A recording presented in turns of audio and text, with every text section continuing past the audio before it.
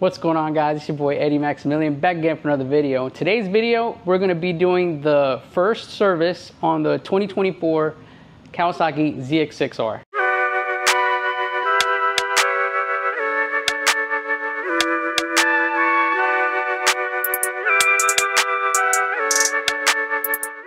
The first service of every bike is the most important service because you're going to be removing the factory oil from the engine. There's aluminum parts that move up and down very quickly in the motor, and you want to break the motor in properly. Between 600 to 800 miles usually want to do your first service. The first service entails oil filter, oil change, coolant top off, checking your brakes, make sure there's no leaks, your fuel hoses, coolant hoses, your tire pressure front and rear, and then any throttle play in the throttle. So let's go over all the things you're gonna need for the first service so you can save yourself a ton of money at the dealership.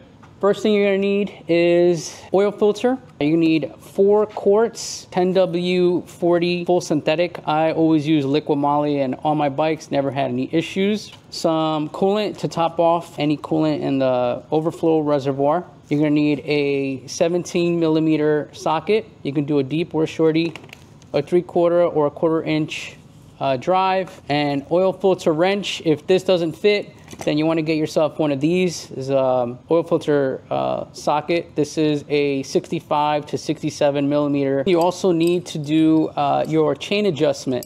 So you're gonna need yourself 12 millimeter wrenches. All right, to adjust your chain properly, you're also gonna need a 32 millimeter socket and a giant breaker bar to loosen the nut. All right, guys, so before you do your oil change, you do want to make sure that your oil is up to temperature. You don't want it super hot, but you do want to get that oil going and get it nice and warm. So we're going to turn it on, and we're just going to get the bike up to about 105 degrees or so. I'd say about 45 seconds to a minute.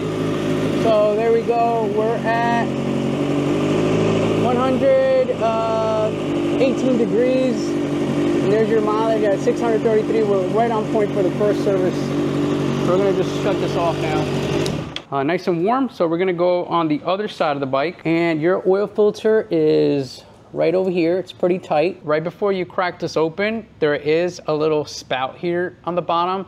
And this is a pretty much brand new bike, so you don't wanna get oil everywhere. So I like to get an absorbent pad and just stuff it under there so that when it does drain, if there is any, which there should be some oil in that filter, it won't get all over the motor. It'll just kind of like drop onto the pad, and that'll save yourself a lot of cleaning time. So now that we got that, we're gonna go ahead and loosen this up all the way out.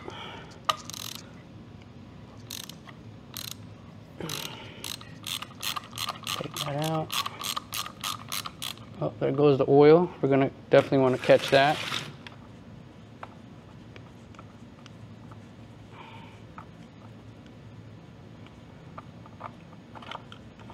Okay, take that out. There goes your oil. Make sure all of that is gonna drain down here and save yourself a ton of cleaning time. And then you're gonna take the same oil, grab it, and just put it right on the rubber O-ring here. And that'll save you a headache when you go to remove this part. Put that in there like so. Okay, tighten that by hand. Hopefully we get all that oil out of there. Just gonna go ahead and tighten it with our tool.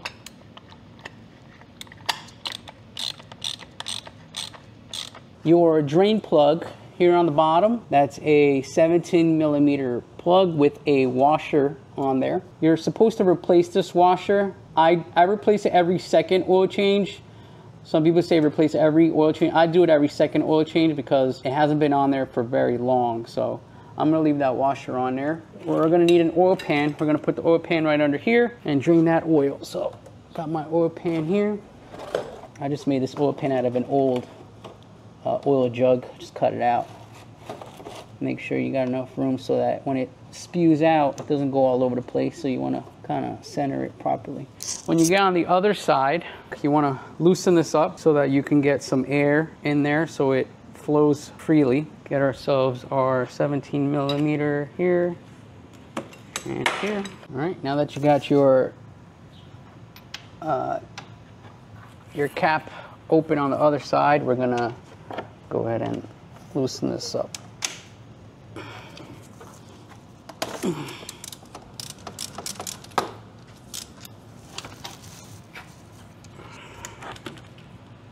Make sure you catch all that oil coming out. There we go. All right, now while we let that drain out, we're gonna work on checking the coolant on the other side.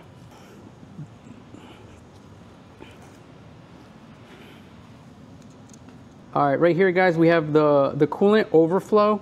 There is a line right here. This is the low line, and then there is a high line, which is it. They probably didn't put enough coolant from the factory, and the reason they do that is because you need to break it in first, and then you have a better understanding of how much coolant should be in your overflow. You don't want to overfill this because there does need to be some room for expansion when the bike gets really hot. But we are going to fill up the coolant up to the top of the F here. Okay, so to do that, we're gonna get behind here. There's a cap back over here behind the fairing. This cap comes right off like that. And then to get some coolant in there, I came up with a little trick. You get yourself your coolant and you take the cap, you cut a little hole in the cap, and then you just stuff just a regular rubber hose in there. And then now you, instead of having a funnel and having the water go everywhere, all you have to do is pretty much squeeze the coolant to where you need it to go. So we're just gonna take this little hose, stick it in there.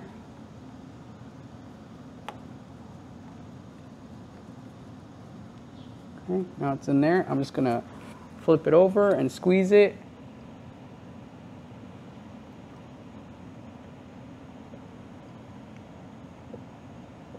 And I think that's good. Okay, so your coolant is topped off. That takes care of that. Next thing we're gonna do is the chain adjustment. So we're gonna go to the back. We're gonna crack open the axle nut so that we can properly adjust the chain. And we're gonna crack open this nut here counterclockwise to loosen it, and the same thing on the other side. And we're gonna count how many turns we do so that's even on both sides. And you can also use these little lines here. You can just count 1, 2, 3 plus a little hair, and you do the same thing on the other side, and that's how you kind of have a pretty good idea of where you're at. It's not exact, and if you do want to get exact, I can show you an extra step that I like to take for the first service. You want to come to the other side. The best way to tell, you can use a slack setter. I don't really like these things. I just like to do it by feel. So you take your hand, you just kind of tap on the chain, and this is pretty loose. So we don't want it to be this loose. We're gonna tighten it just a bit by moving these screws. We're gonna move it, turn this clockwise, and that will move this entire sprocket and assembly backwards, therefore tightening, and then you can do it by feel. And this is the before. Okay, so we're gonna take this cotter pin out. All right, there it is. Take that to the side. You're gonna take your 32mm axle nut, pop it on your breaker bar. We're gonna go ahead and loosen this.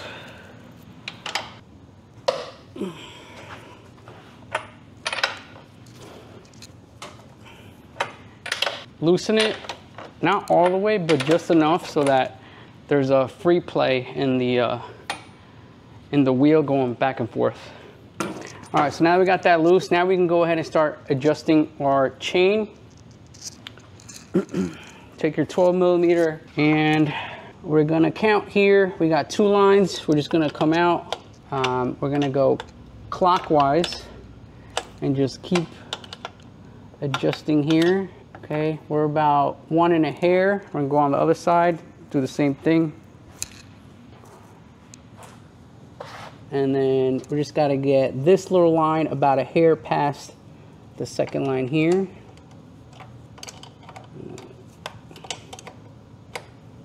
Start to see as I start adjusting, this starts moving.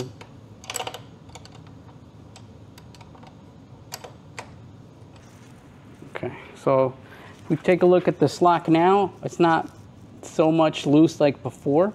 And this is just about right. I think I'm pretty satisfied with that type of tension. Again, we're gonna double check our lines here. We're at the second line, just about a hair in front of that. Double check the other side. Same deal here, just about a hair in front of that. Another thing you can do, an extra step, you don't have to do it, it's just a little bit more involved to check to see that your chain is perfectly straight, is you're gonna have to take chain guard off so that you can use what's called a chain alignment tool. And this one's by Motion Pro, part number 080048. All right, so right now I'm gonna just loosen, there's one here. All right, so I'm gonna go ahead and use a, what is this? A 5mm Allen to remove your chain guard. We're gonna lift it up and then we're gonna attach our chain alignment tool onto the chain here and we're gonna tighten it up till it's perfectly straight and holding on to the sprocket. All right, how to use this chain alignment tool? You basically just, so we're gonna look at the top of the alignment tool and then kind of like take a look forward and take a look above, and we should see an equal amount of distance all throughout the little metal rod. We could also look at it this way, and that looks right on point to me. If it wasn't on point, you'd be able to see more space of the chain on either side. Right now it is perfectly aligned all the way through. So that to me looks pretty good. All right, so now that we're satisfied with the chain alignment, just take your tool off, put it to the side, reinstall your chain guard. Now we're gonna go ahead and set our nuts for the chain adjustment on both sides. So we're gonna put this adjuster nut back where it was, just in it all the way back. And we're gonna take two 12mm wrenches, and we're gonna put one on here, and then one on the other side. And we're just gonna go opposite ways so that it tightens up. And that's good right there, perfect. Again, let's check our chain tension. That looks, might be a little bit too tight. Oh, it's a little too tight. We're gonna loosen that up just a little bit.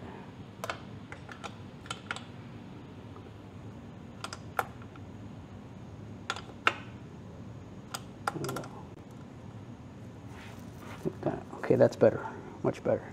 All right, now we're just gonna tighten it up.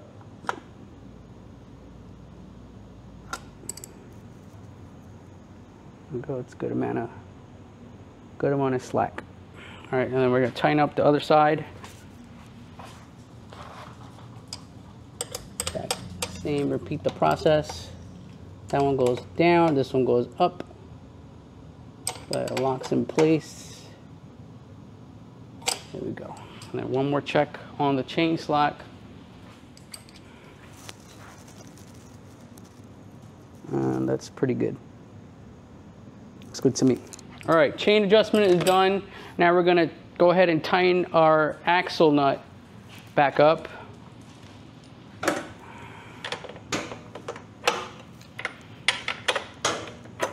The proper torque spec for the rear axle on, I believe it's all Kawasaki's, it's 94 to 95 foot-pounds.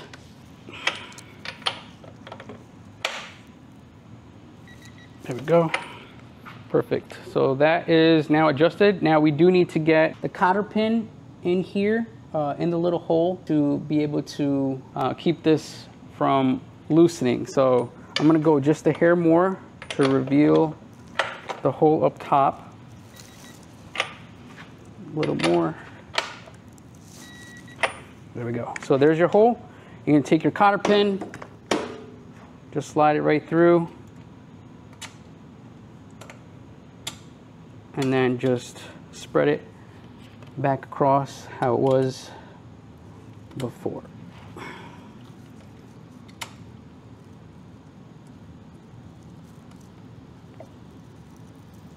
And up.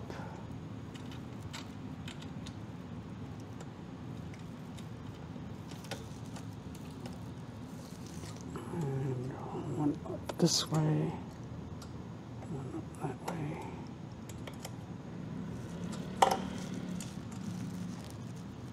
Okay.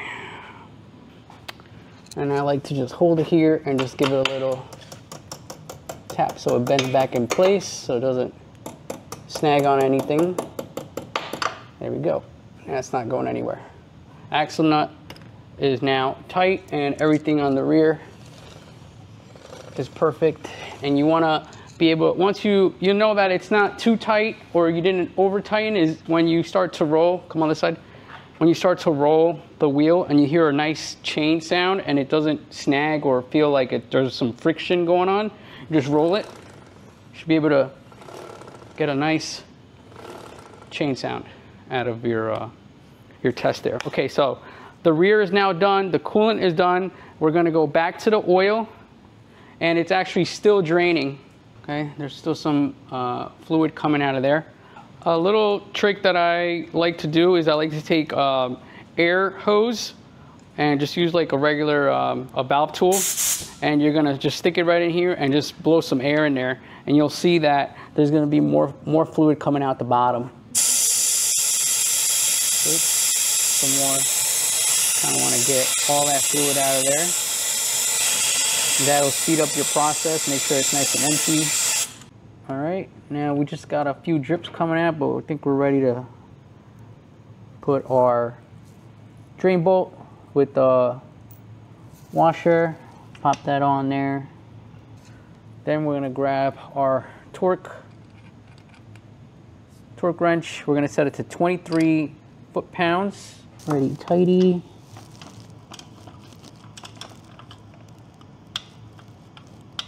There we go. All right, now that you got your drain bolt nice and tight. All right, now next thing we're gonna do is add our oil. Get yourself a funnel or for a fancy flexible one. And we're gonna add 3.3 quarts. And then we're gonna check the level, turn it on, get it up to temperature, check the level again, and then add as needed.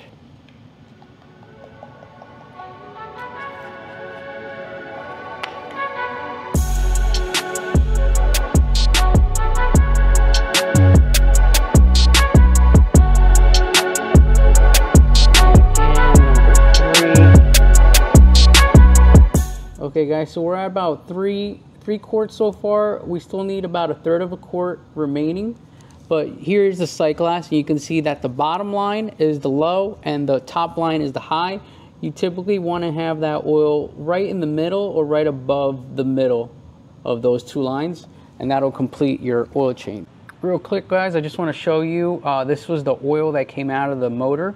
You're going to see all these like little shiny swirls. That's actually the little metal particles that get released from the break-in period, and that's why it's very, very important to get rid of that initial oil, because you don't want all this stuff accumulating and floating around in your engine.